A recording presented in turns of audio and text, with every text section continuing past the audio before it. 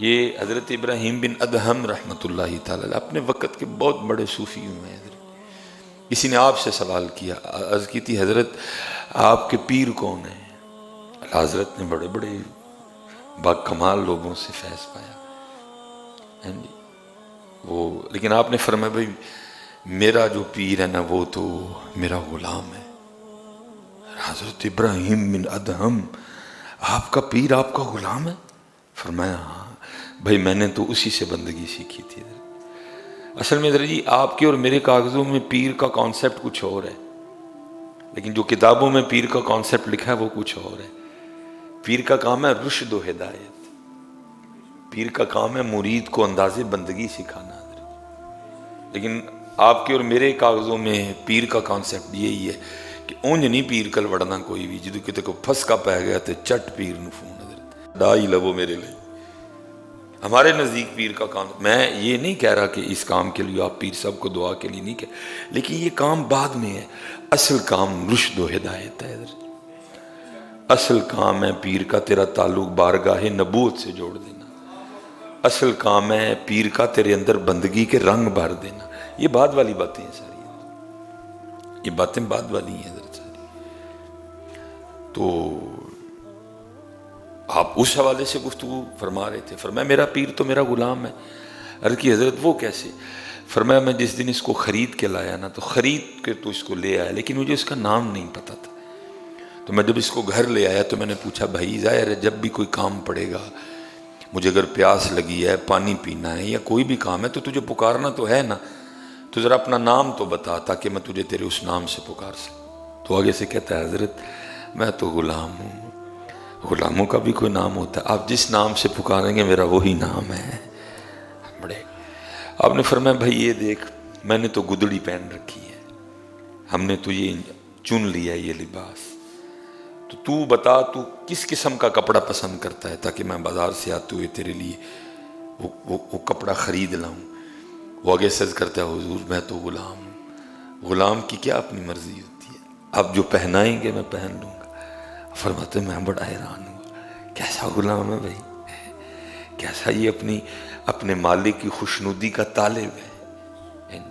فرماتے پھر میں نے پوچھا بھائی میں تو یہی روکھی سوکھی کھاتا ہوں جو کی روٹی، تو بتا تو کس طرح کا سالن پسند کرتا ہے، سبزیاں پسند کرتا ہے، تجھے گوشت پسند ہے، جو تجھے پسند ہو میں تیری. اس نے کہا حضرت میں تو غلام ہوں، غلاموں کی اپنی کون سی مرضی ہوتی ہے، آپ جو کھلائیں گے میں کھا لوں گا. اب فرماتے میں تو اس کا اس سے میں نے سیکھا تھا کہ بندگی اس کو کہتے ہیں. یہ ہے بندگی کہ رب کی رضا پہ راضی رہنا ہے حضرت. وہ جس رنگ میں رکھے، وہ جس حال میں رکھے حضرت. آج کیوں میرے معاشرے میں افراتفری ہے حضرت، آج کیوں چھینا جھپٹی ہے حضرت. یہ وہ باتیں تھی جو بڑی ابتدا میں پڑھائی جانی چاہیے تھی بچوں.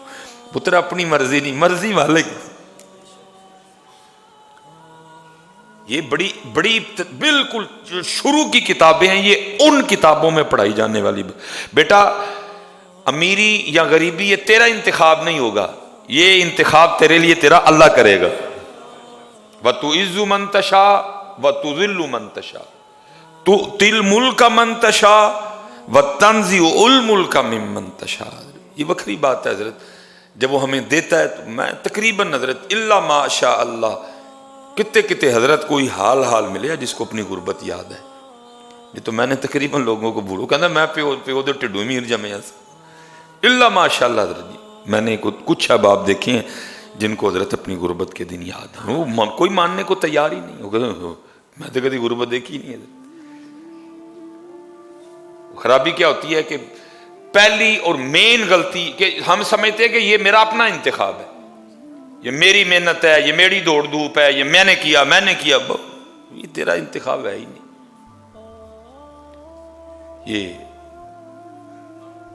یہ چاہیں تیرا گزرانو تخت. یہ وہ باتیں تھی حضرت جو ابتدا میں ہمارے نصاب میں بچوں کو پڑھایا جاتا. بیٹا اس کا انتخاب ہوگا، تو نے کوشش کرنی ہے، تو نے محنت کرنی ہے. یہ نہیں کہ تو نے ہاتھ پہ ہاتھ رکھ کے بیٹھ جانا جی جو اس کا انتخاب، یہ نہیں اس کو پسند کوئی بھی. تو نے محنت کرنی ہے، باقی پھر اپنے اللہ پہ چھوڑ دینا. تو محنت اس طرح کی کرنی ہے، جھوٹ نہیں بولنا، کم نہیں تولنا، دھوکہ نہیں دینا، دغابازی نہیں کرنی، فراڈ نہیں کرنا، رشوت نہیں لینی، سود نہیں لینا، محنت انہیں دبا کے کرنی ہے، باقی اپنے اللہ پہ چھوڑ دیں، اس کی مرضی، جو چاہے تجھ پہ اپنا رنگ ظاہر کرے۔ اگر امیری دے تو پھر انداز یہ رکھنا، نرم رہنا اللہ کی مخلوق پہ، اللہ کی مخلوق کا خیال رکھنا، اللہ کی مخلوق کے معاملات پہ ان سے درگزر کرنا۔ اور اگر فقیری آ جائے تو پھر تیرا انداز ہی ہوگا، پھر رب کی رضا پہ۔ دیکھیں نا امام حسن مجتبی رضی، یہ تربیت ہو رہی ہے، کیونکہ نگاہ ولایت دیکھ رہی تھی کہ میرے بیٹے حسن نے کتنا بڑا امتحان دینا ہے۔ فرمایا حسن رضی اللہ تعالیٰ عنہ، اگر تجھ پر کبھی کو وقت آئے کہ دین اور دنیا دونوں میں سے ایک رکھنی پڑے، ایک چھوڑ دیں، نگاہ ولایت دیکھ رہی تھی نا حضرت کہ یہ معاملہ آنا ہے میرے حسن پہ حضرت، تو میرے بیٹے اس طرح کرنا، دین رکھ لینا، دنیا چھوڑ دینا حضرت۔ تربیت ہے نا، سچ بتاؤ کو ہم نے کی اس طرح کی تربیت یا ہماری کی کبھی کسی نے؟ وہی حضرت جی ون واز تھسٹی کرو، اور بھائی کوا پیاسا تھا، بھاڑ میں جائے وہ پیاسا کوا۔ حضرت کیا پڑھایا تم نے ہمیں؟ کیا تم نے پڑھایا؟ کوا پیاسا تھا حضرت، کیا یار عجیب حضرت ہمارا یہ نصاب ہے، حیرانگی ہوتی ہے۔ بھائی بدر بھی تھی، احد بھی تھی، حنین بھی تھی، تبوک بھی تھی، محبوب کا شکم مبارک پہ پتھر باندھنا بھی تھا، محبوب کا شیب ابی طالب میں جانا بھی تھا، حضرت علی بھی تھے، عمر بھی تھے، حسن بھی تھے، حسین بھی تھے، فاطمہ بھی تھی، عائشہ بھی تھی، یہ کچھ پڑھاتے، ون واز تھرسٹی کرو۔ یہ وہ باتیں تھی جو ابتدا میں پڑھائی جانی چاہیے تھی۔ بیٹا دو رنگ آئیں گے، یا امیری آئے گی یا فقیری آئے گی۔ امیری آئی تو پھر تیرا انداز یہ ہونا چاہیے، غریبی آئی تو پھر تیرا انداز یہ ہونا چاہیے۔ کچھ نہیں پڑھایا حضرت، افراتفری کا شکار ہے میرا معاشرہ، چھیننا جھپٹی پڑی ہوئی ہے، ہر بندہ یہی مائنڈ کھولو حضرت، جس کا چھینا جاتا ہے چھین لو، بھائی کا چھین لو، بہن کا چھین لو، اس کا چھین لو، اس کا چھین لو۔ وجہ یہ باتیں ابتدا میں پڑھانے والی تھی حضرت۔ فرمایا میرے بیٹے حسن اگر کبھی وقت آ گیا دین دنیا ایک رکھنی ہے ایک چھڑنی ہے تو میرے بیٹے دین رکھ لینا، دنیا چھوڑ دینا۔ اب آگے بھی حضرت سیدنا امام حسن مجتبی رضی اللہ تعالیٰ عنہ تھے، عرض کی حضرت علی پاک رضی اللہ تعالیٰ عنہ کی بارگاہ میں، بابا کیوں رکھ لوں دین اور کیوں چھوڑ دوں دنیا؟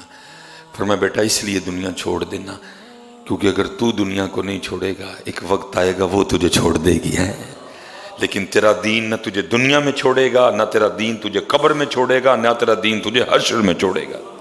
یہ ابتدا میں پڑھانے والی باتیں تھی حضرت، لیکن کچھ نہیں پڑھایا گیا،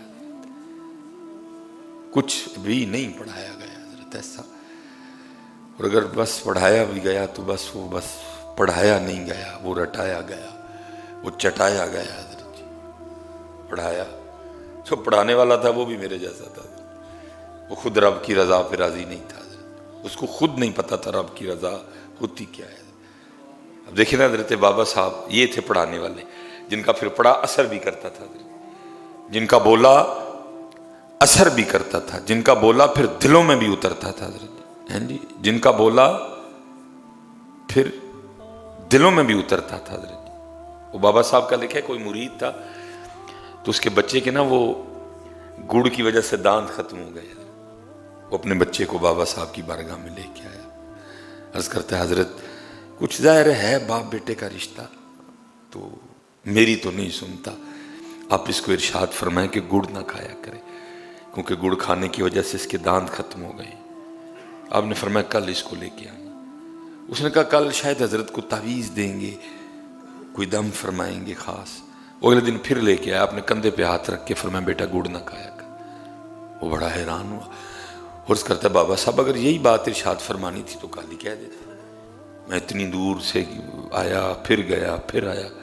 تو فرمایا بھائی تھوڑی دیر پہلے میں خود گڑ کھا کے بیٹھا تھا، اس کو کیسے کہتا گڑ نہ کھایا کر، پہلے میں نے خود چھوڑا ہے پھر اس کو کھایا۔ اللہ بابا صاحب کا گڑ کھانا کچھ اور تھا، اس کا گڑ کھانا کچھ اور، لیکن تقویٰ کتنا تھا ان لوگوں کا۔ اگر کہیں نصاب میں اثار آ بھی گیا، اگر کہیں نصاب میں جو ہے نا وہ اس طرح کی باتیں آ گئی تو پڑھایا بھی میرے جیسے بندے نے جس کو خود نہیں پتا اثار ہے کیا،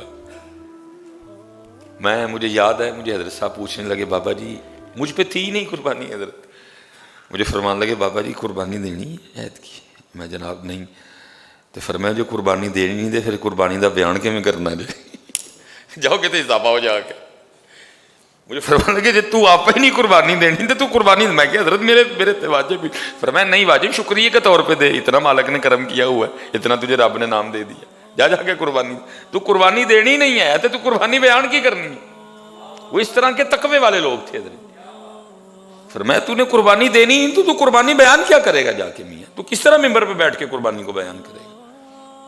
وہ کہ حضرت جی پڑھایا بھی تو پھر میرے جیسوں نے پڑھایا، اس کی اپنی جانیں بلا حضرت جی، اس لیے بیٹا جس کو مالک نے دیا ہے اس کا شکر کرو حضرت، اس کا شکر کرو حضرت، اور جو آزمائش میں ہے تو پھر وہ صبر کرو حضرت۔